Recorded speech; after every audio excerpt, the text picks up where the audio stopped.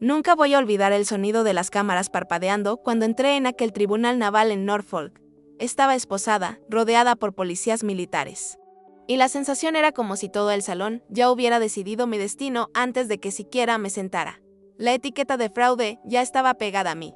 Y los susurros en las esquinas parecían cuchillos atravesando lo poco de calma que yo intentaba mantener. Durante semanas la prensa me había llamado la primera francotiradora de élite de los SEALs, pero allí dentro yo no era nada más que un blanco listo para ser destruido. Permanecí en silencio, no porque no tuviera nada que decir, sino porque sabía que cualquier palabra podría abrir brechas en operaciones aún bajo sigilo. Ya había aprendido que incluso lo que hacemos para salvar vidas necesita, muchas veces, ser escondido. Mi nombre es Kira Lenstan, pero en aquel tribunal parecía que había sido reducida a una sombra. El fiscal, el comandante Westlake, preparó un espectáculo para que todos lo vieran. Dijeron que yo había inventado credenciales, que nunca había puesto un pie en Yemen, que mi expediente era una farsa.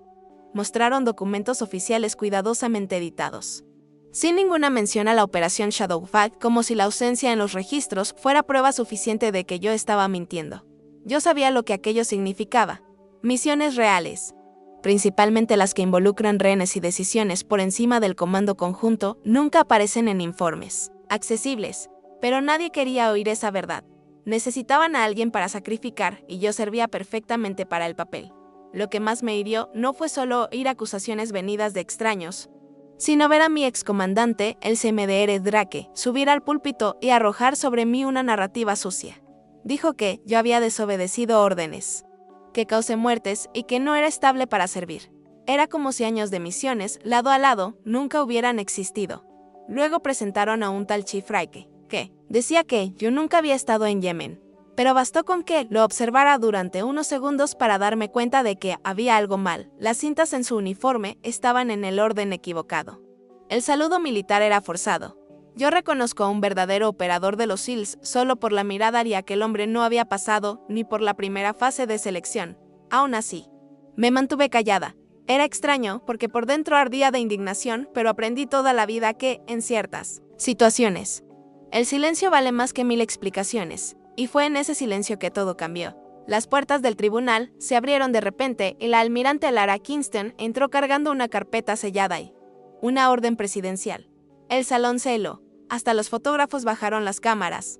Ella anunció en voz firme que el juicio estaba cerrado por contaminación de pruebas e intento de obstrucción, y, sin pestañear, retiró la autorización de seguridad de Westlake allí, delante de todos. Cuando leyó en voz alta mi reconocimiento oficial por la operación Shadowfall y la restitución de la Estrella de Plata, percibí que la verdad finalmente tenía voz. En los días que se siguieron, el polvo aún no se había asentado. Yo caminaba por los pasillos de la base con miradas atravesadas de unos y susurros de otros, como si parte de las personas aún no supiera en quién creer. Pero pronto las investigaciones del Pentágono comenzaron a salir a la luz. Descubrieron que Drake estaba vendiendo informaciones confidenciales a empresas militares privadas. Él manipulaba archivos, borraba registros enteros y había puesto aquel Drake falso para sostener su versión. Me convertí sin pedirlo en la prueba viva de cómo el sistema prefería enterrar soldados admitir que una mujer había sido la pieza central en una operación de élite. Cuando mi nombre volvió oficialmente a los registros, sentí una mezcla de alivio y agotamiento. No hubo fiesta, no hubo aplausos, pero hubo respeto. La almirante Kingston me llamó para integrar una fuerza de tarea contra fraudes en PMCS y junto con eso recibí una nueva condecoración. Rechacé el ascenso inmediato porque no quería ser símbolo.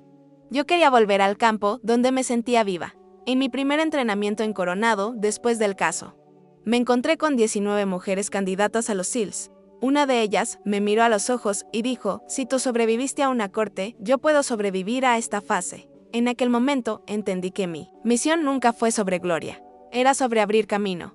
El sistema comenzó a desmoronarse poco a poco después de mi absolución. Westlake fue apartado de forma permanente, sin posibilidad de regresar a las cortes militares. Drake terminó condenado a 25 años. Y el impostor que se hizo pasar por Raike también fue expuesto y llevado a juicio. Lo más impresionante fue ver el impacto en mi propio abogado defensor. James Arnett era joven. Acababa de comenzar la carrera, pero después de ver de cerca cómo el tribunal casi destruyó mi vida basado en pruebas manipuladas, decidió dejarlo todo. Creo un proyecto dedicado a reformar el sistema de justicia para operadores cuyos registros están clasificados soldados que sirven, pero no tienen siquiera el derecho de contar su propia historia. Cuando me dijo que mi caso fue el detonante para esa decisión, yo apenas asentí. No me sentía heroína, solo me sentía viva. Incluso con el polvo asentándose, aún tenía dificultad para lidiar con él. Título que intentaban darme. Algunos me llamaban ejemplo, otros inspiración. Yo, en el fondo, seguía viéndome como alguien que simplemente sobrevivió, aún en misión. Incluso fuera de combate, la almirante Kingston me llamó para conversar en particular y dejó claro que mi nombre estaba marcado para futuros comandos. Pero antes de hablar de cargos, dijo una frase que nunca olvidé: tu voz te salvó, incluso cuando no pudiste usarla. Después me entregó una nueva placa de identificación, con mi nombre, mi puesto.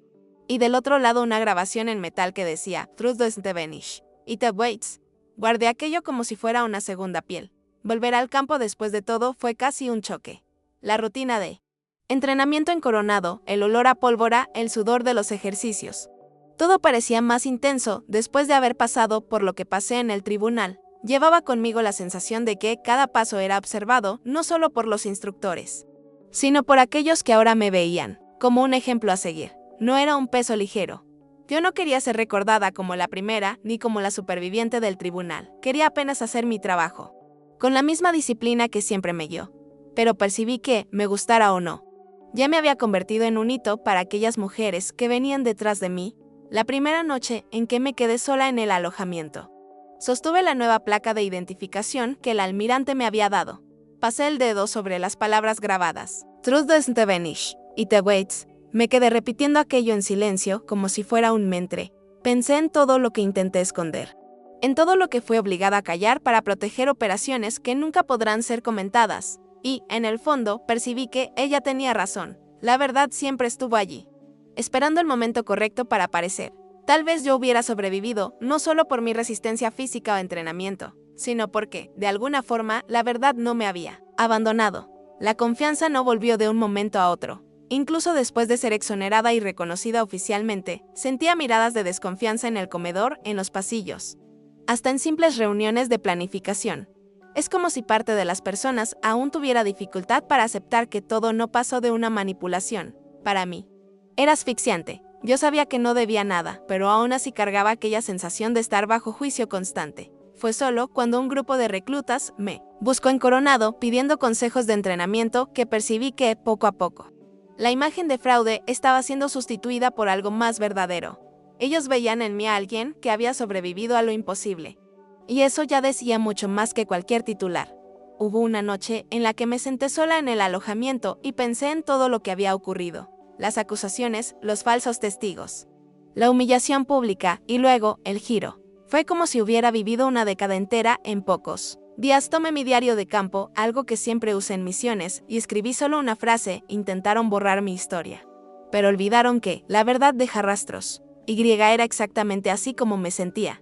Nada de lo que hice podía ser publicado en informes o aparecer en documentales. Pero aún así existían pruebas vivas, los soldados salvados, las operaciones concluidas, la confianza de quienes estuvieron allí conmigo. Eso nadie podría borrarlo. Con el tiempo, el peso del tribunal comenzó a transformarse en combustible.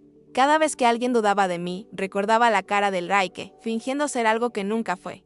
Eso me daba una rabia silenciosa, pero también una fuerza. Me dedicaba aún más en los entrenamientos, corregía cada detalle y mostraba en la práctica por qué había llegado hasta allí. No se trataba de probar algo para los otros, era para mí misma, para no olvidar nunca que había resistido a un ataque que podría haberme destruido por completo, pero no lo consiguió. La almirante Kingston me llamó cierta vez para una reunión privada. No habló sobre medallas ni cargos. Solo me preguntó si estaba lista para cargar la responsabilidad de ser referencia. Incluso sin querer, me quedé en silencio por algunos segundos antes de responder. No estaba segura de estar lista, pero sabía que ya no podía huir de eso. Cuando mujeres más jóvenes te miran y dicen que solo continúan porque te vieron resistir, entiendes que tu misión va más allá de cualquier operación.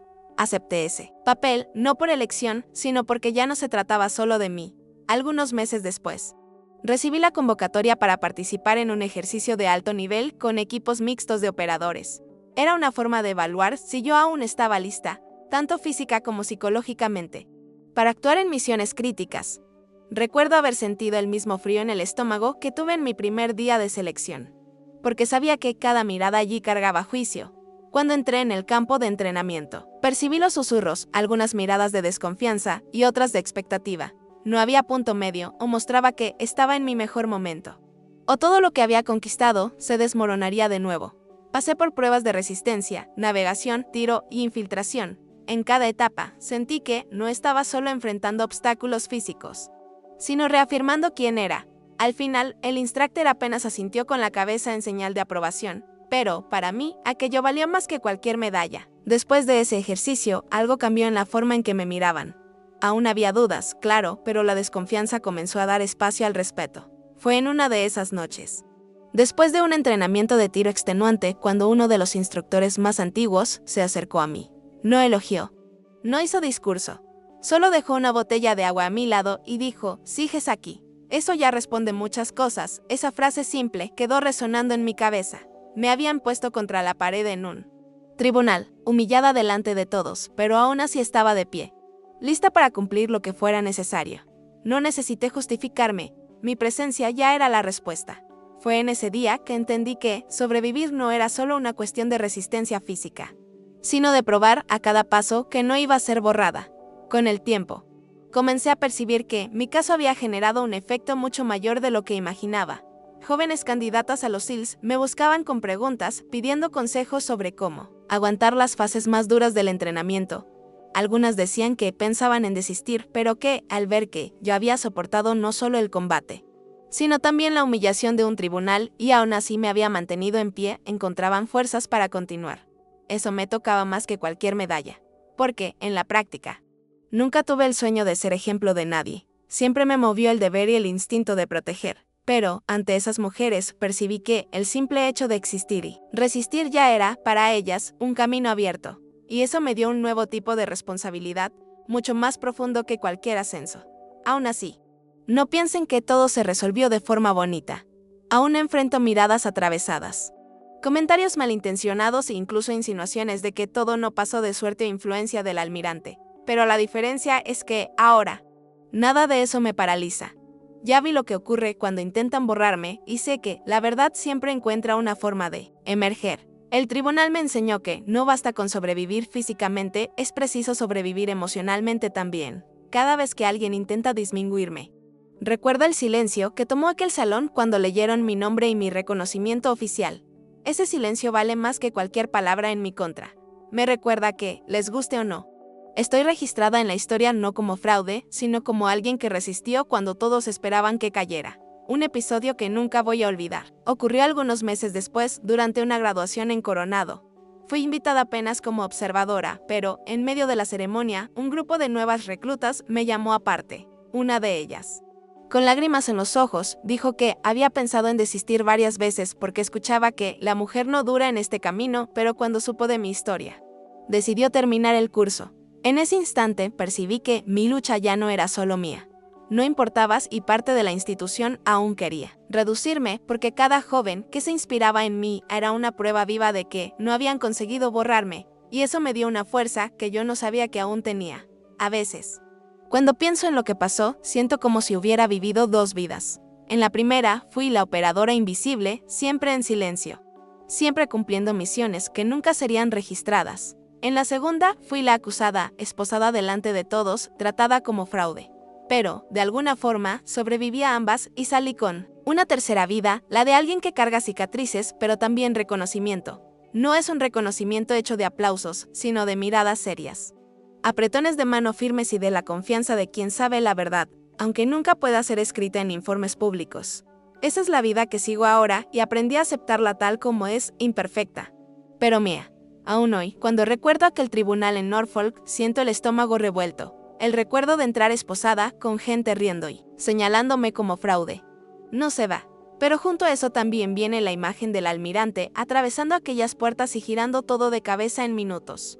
Nunca voy a olvidar el peso del silencio que tomó el salón cuando leyeron mi nombre de vuelta con el honor que intentaron arrancarme. Fue allí que percibí que, no importa cuánto alguien intente manipular, la verdad siempre encuentra una rendija para aparecer. Y es esa memoria la que me acompaña en cada misión desde entonces.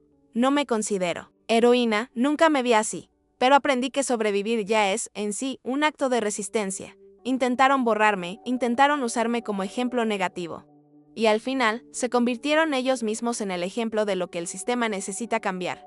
Sigo adelante, no porque busque gloria, sino porque sé que mi historia abrió camino para otras. Hoy, cada vez que coloco la placa en el cuello y siento su peso contra el pecho, recuerdo la frase grabada, Truth doesn't vanish, it waits, y es eso lo que cargo conmigo, la certeza de que la verdad no desaparece, ella espera, y cuando llega la hora, nadie consigue callarla.